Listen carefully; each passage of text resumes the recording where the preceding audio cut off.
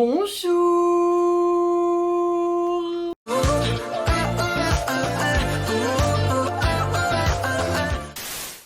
Aujourd'hui, je suis ravie de vous retrouver pour vous parler de Black Knight qui, je pense, était attendu par beaucoup d'entre nous. Faut dire que Netflix nous a grave hypé avec des affiches professionnelles et des teasers qui donnaient vraiment l'eau à la bouche pour le coup. Et même si personnellement j'ai réussi à pas trop voir d'images des teasers parce que je préférais vraiment découvrir l'histoire par moi-même, je me doutais bien avec les affiches professionnelles et avec les peu de choses que j'avais vues sur le compte Instagram de Kim Woo-bin que ça allait être une dystopie, qu'on allait avoir un univers qui ressemble un peu à Mad Max et j'avais très hâte. Vous l'avez peut-être remarqué d'ailleurs, mais les Coréens commencent à se mettre à la science-fiction. On a eu Sweet Home dont normalement la saison 2 devrait être cette année si j'ai bien tout suivi et j'ai vraiment très hâte parce qu'ils nous avaient laissé sur un méga cliffhanger. On a eu The Silent Sea, on a eu évidemment les zombies avec All of Us Are Dead et puis tout récemment on a eu Duty After School que j'ai vraiment adoré, même si moi je n'ai regardé que les 6 premiers épisodes, j'ai pas regardé les 4 derniers parce que quand j'ai voulu commencer la partie 2 et que j'ai vu tous les mauvais avis sur la toile, je me suis dit ok, je vais m'arrêter au 6ème épisode, on va rester sur ça pour pas être déçu de la fin. Donc voilà, les Coréens s'y mettent, c'est pas toujours hyper parfait, mais qui fait du taf parfait les gars? Bref, je m'égare, retournons à Black Knight. Adapté du webtoon Delivery Night que je n'ai personnellement pas lu, Black Knight nous propulse en 2071. Suite à l'impact d'une comète 40 ans plus tôt, la plupart des continents sont submergés et la péninsule coréenne est devenue désertique. Et comme l'air est devenu irrespirable, les gouvernements ont dû prendre des mesures, ils ont divisé les gens par classe sociale. On a donc les citoyens généraux, les citoyens spéciaux et les citoyens essentiels. Ces trois classes sont reconnues comme le gouvernement et toutes ces personnes ont un QR code tatoué sur la main. Là où ça se complique un petit peu, c'est pour le reste de la population qui est surnommée les réfugiés, qui sont totalement hors du système et qui du coup doivent survivre par leurs propres moyens. Et c'est dans ce monde discriminant et injuste que les transporteurs livrent l'oxygène, livrent la nourriture et les produits de première nécessité. Ils sont donc totalement essentiels au fonctionnement de la société et à la survie de plein de personnes, et nous spectateurs on va suivre un petit peu la vie de 5-8 qui est le transporteur le plus connu et le plus efficace, et on va également suivre Sawol, un jeune réfugié qui souhaite devenir transporteur justement pour pouvoir obtenir ce fameux QR code et pour pouvoir devenir un citoyen normal. Déjà je pense que le premier truc qui vous a tilté c'est l'histoire du QR code qui nous rappelle vraiment ce qu'on a vécu pendant le Covid où on devait montrer notre passe sanitaire. Je pense que ça en est directement inspiré, et d'ailleurs l'acteur Kim Woo-bin a dit qu'en voyant le scénario justement ça lui a fait penser à la pandémie et qu'il s'est dit que c'était vraiment cool justement de prendre ce rôle. Donc voilà, je trouvais l'anecdote assez sympa.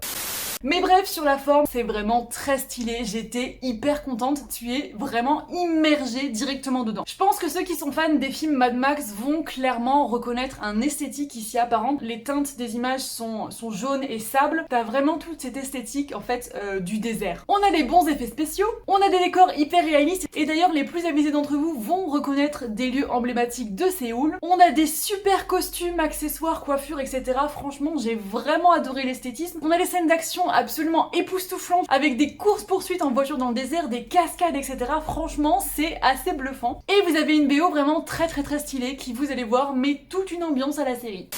Pour ceux qui n'ont pas vu la série, je vais donc vous laisser là. Si vous aimez la science-fiction, si vous aimez les univers à la Mad Max, Hunger Games, etc., je pense que vous allez vraiment adorer. La série reste dans l'école, elle n'apporte rien d'exceptionnel au genre, mais elle a le mérite d'être un très bon divertissement. Franchement, je me suis pas du tout ennuyée, j'ai avalé les épisodes en une journée, j'ai passé un super bon moment et je pense que c'est ce qu'on attend d'un divertissement de base. Donc clairement, si vous avez envie de vous lancer, allez-y. Et nous, on va passer du coup à la partie spoil, où on va décortiquer un peu tout ça. Donc si vous avez pas vu la série, je vous encourage à quitter la vidéo maintenant, à revenir plus tard, et je vous fais plein de bisous. Je vous dis à très vite, Saragné, popo, bye bye. Donc voilà, on est d'accord que si vous êtes encore là, c'est que vous avez déjà vu le drama parce que je vais spoiler et ce serait franchement dommage de commencer la série en sachant tout, ça sert même presque à rien. Bref, sur le fond, comme je vous disais un peu en introduction, on a des lacunes. En fait, ils nous ont préparé un univers, mais ils l'ont pas développé, dans le sens où ils sont restés complètement en surface, comme si soit ils avaient pas assez d'informations, soit c'est vraiment le temps imparti qui les a complètement bloqués. Et je pense qu'il y a un petit peu des deux. Bref, on reste du coup dans un schéma assez classique de dystopie qui divise les classes selon plusieurs ordres. On a donc un système pyramidal avec le district essentiel qui est en top niveau. Vous avez un monde avec de la végétation, où l'air est respirable, vous avez vraiment l'impression en fait d'être sur Terre, d'être dans un endroit normal entre guillemets, sauf qu'en fait c'est un dôme, donc une illusion. Vous avez ensuite le district spécial qui est 5 km sous terre, et c'est un endroit avec vraiment une haute technologie où l'air est respirable, donc les gens sont bien sûr confinés à l'intérieur, mais au moins ils peuvent se déplacer sans masque, et ça c'est vraiment un confort mine de rien. Et vous avez le district général où en fait t'as plein de maisons alignés en rang d'oignon, qui ont l'oxygène à l'intérieur, mais qui, s'ils sortent, doivent mettre immédiatement un masque parce qu'en fait, on ne peut pas respirer l'air dehors, il est toxique. Et justement, cette population-là dépend entièrement des transporteurs, parce que s'ils ne leur apportent pas l'oxygène à temps, ils meurent. Et bien sûr, on a les réfugiés qui sont tout autour, qui doivent, pour trouver de l'oxygène, de la nourriture, etc., se débrouiller par eux-mêmes, et c'est vraiment compliqué, et c'est là qu'entre en jeu notre transporteur 5-8 et ses potes qui viennent les aider, qui viennent leur apporter de l'oxygène, etc. Et c'est tout ce qu'on sait, c'est tout ce qu'on sait sur l'univers en fait. On sait pas tellement comment la société fonctionne, on sait juste qu'on a a priori un système présidentiel, et que cette société a été construite par le père du méchant. Mais c'est tout, au final on a vraiment pas davantage de détails sur le fonctionnement de tout ça, et c'est vrai que c'est dommage. Pareil, on pourrait reprocher le manque d'exploitation des dangers météorologiques parce que je sais plus si c'est l'épisode 1 ou l'épisode 2, t'as quand même des espèces de tornades, c'était vraiment stylé, ça dure 5 minutes les gars, ça dure 5 minutes. On aurait pu l'utiliser pour rajouter une action ou quelque chose parce que vraiment c'est ultra stylé, en plus les effets spéciaux étaient bons, c'était hyper immersif. Là encore, on n'exploite pas le monde jusqu'au bout, c'est comme s'ils avaient de très bonnes idées mais qu'ils allaient pas en profondeur à chaque fois. Et dernier gros bémol pour moi, c'est on n'a aucune réplique mémorable. J'adore avoir des répliques de séries, les noter, etc. Et là, j'ai trouvé qu'il y avait rien, aucun dialogue vraiment impactant, à part quand le papy, il remonte le moral de Sawol quand il vient de perdre son ami. Franchement, c'est dommage parce que dans ce genre de drama, justement, qui fait réfléchir les dystopies, ça nous plonge dans un futur qui pourrait arriver, qu'on pourrait voir, et il y a plein de choses qu'on pourrait en dire, plein de morales qu'on pourrait en faire, et j'ai trouvé que le drama restait très simpliste. Mais bref, au-delà de ça, franchement, j'ai passé un super moment. J'ai été du début à la fin à fond avec les personnages. Ils ont vraiment réussi à nous créer une petite équipe hyper attachante. D'ailleurs, on va en parler juste après. Mais personnellement, je ne me suis jamais ennuyée. Même si le scénario est pas abouti. Et même si on aurait voulu plus de développement, notamment sur l'univers, qu'on aurait voulu plus de temps de parole pour les personnages, le scénario n'en reste pas moins ultra efficace. Tu vois pas passer les 6 épisodes, ça s'enchaîne, t'as de l'action, t'as vraiment tout ce qu'il faut pour faire une bonne série. C'est juste qu'ils ont pas été jusqu'au bout. Passons au personnage, parce que sinon je pense qu'on y sera encore demain. Concernant 5-8, c'est clairement un personnage hyper stéréotypé, c'est le héros badass qui est super fort, qui casse la figure à tout le monde. J'aurais bien aimé qu'on lui montre un peu plus de failles, parce que à part certes son passé triste, combien il a dû se battre pour en arriver là où il est, bon voilà, je comprends bien. C'est un personnage qui ne perdra jamais contre personne, qui ne se prendra jamais de raclée, et du coup c'est un personnage, même s'il est formidable, c'est pas un personnage dont tu vas te souvenir, il gagnait trop facilement, qu'il était trop fort, qu'il était trop intelligent, mais ça va pas empêcher de l'aimer, hein, je précise quand même, hein. Je vois pas comment tu pourrais ne pas aimer 5-8, enfin il est généreux, il est courageux, le gars il est ultra intelligent, il sauve tout le monde, mais c'est pas un personnage qui me marquera à jamais. Sawol en revanche est beaucoup plus intéressant à mon sens. Déjà parce qu'il apporte la touche d'humour au drama, par-ci par-là avec ses potes, franchement ils m'ont fait vraiment trop rire. Le gars, on lui annonce qu'il est puni pendant 15 jours, il va vite chercher ses potes pour leur dire venez on va faire des conneries parce que demain je suis puni, je pourrai plus sortir. Enfin vraiment ce personnage est trop adorable. Il est mal poli, c'est une vraie tête brûlée, il fait tout ce qu'il veut et en même temps c'est un pote sur lequel tu peux compter. Franchement c'est un personnage qui est ultra attachant, ultra drôle et ultra touchant aussi. On découvre que il fait partie des enfants de la mine. Donc c'est des enfants qui ont été élevés avec leurs parents qui travaillaient dans les mines d'oxynanium ou coccinarium, je sais plus le nom exactement. Et bref, apparemment, ça les ferait muter. Là encore, on n'a pas énormément d'informations. Apparemment, ses os seraient en métal, ou en tout cas entourés de métaux. Et son sang permettrait de guérir plein de maladies. Ses blessures se soignent vachement plus vite que n'importe quel autre humain.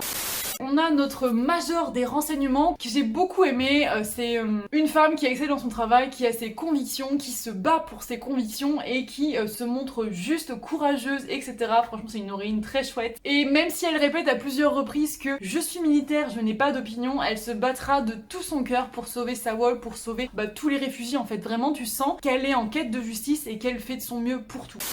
Nous avons également le méchant qui pour moi est un gros point faible du drama, vraiment. Pourtant c'est dommage parce qu'ils avaient un excellent acteur et ils en ont fait un personnage qui pour moi est inintéressant, c'est un méchant. Ça n'a aucun intérêt parce qu'il n'a aucune circonstance atténuante, il a aucune faille, aucune justification entre guillemets. Il est juste égoïste, il veut juste sauver sa peau parce qu'il est malade, il pense pas aux autres, il déteste les réfugiés, on sait même pas pourquoi il les déteste autant, enfin vraiment autant de haine, il doit y avoir une raison. Tu peux pas juste détester quelqu'un pour détester quelqu'un. Ce personnage pour moi, il est mal construit, il est pas intéressant.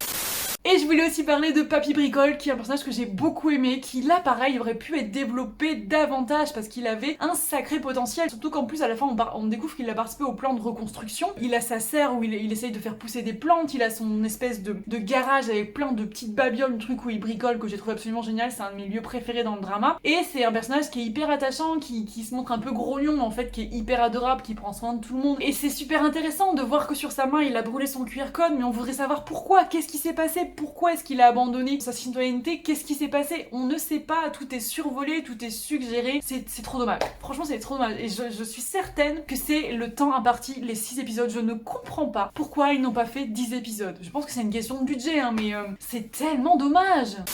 Bref voilà, la dernière action est bâclée malheureusement. Je pense que là encore c'est toujours cette question de 6 épisodes qui pose problème. On a nos personnages, les gentils là qui rentrent super facilement dans la gigantesque bâtisse, je sais plus comment ça s'appelle, et qui vont tuer le méchant, mais toute leur action est super facile, ils n'ont à aucun moment des freins. T'as l'impression que les adversaires ils savent pas du tout tirer, à aucun moment ils sont touchés, personne se prend de balles, c'est beaucoup trop facile en fait. Je n'ai pas compris cette dernière action, je me suis dit bon sang, tout ça pour ça. Et puis on a une happy ending parce que la présidente permet enfin aux réfugiés qui ont tellement souffert d'ailleurs pendant tout le drama de devenir citoyens, de pouvoir vivre normalement, décemment. Et en plus comme le méchant polluait volontairement l'air pour pouvoir vendre son oxygène, on découvre que aussi le temps commence à aller mieux, que le soleil commence à apparaître, donc que l'air va sans doute revenir respirable, etc.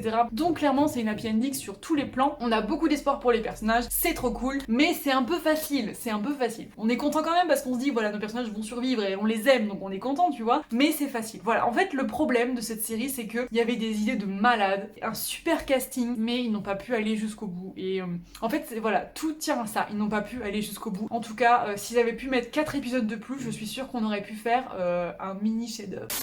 Donc voilà, pour moi ça reste quand même une réussite parce que j'ai passé un super bon moment, parce que j'ai pleuré, parce que j'ai ri un tout petit peu, parce que j'étais vraiment dans le suspense, que j'ai adoré l'action. Et à mon sens, si une série arrive à te faire passer par plein d'émotions, c'est que déjà il y a un pari qui est gagné. Donc je suis quand même super contente de ce qu'ils nous ont produit et j'ai vraiment très hâte de voir leur prochain œuvre de science-fiction. Dites-moi vous en commentaire ce que vous en avez pensé, vos personnages préférés, les moments que vous avez préférés, et n'oubliez pas de mettre attention spoil également. Et moi je vous fais plein de bisous, je vous dis à très vite, Savanier, Popo, bye bye.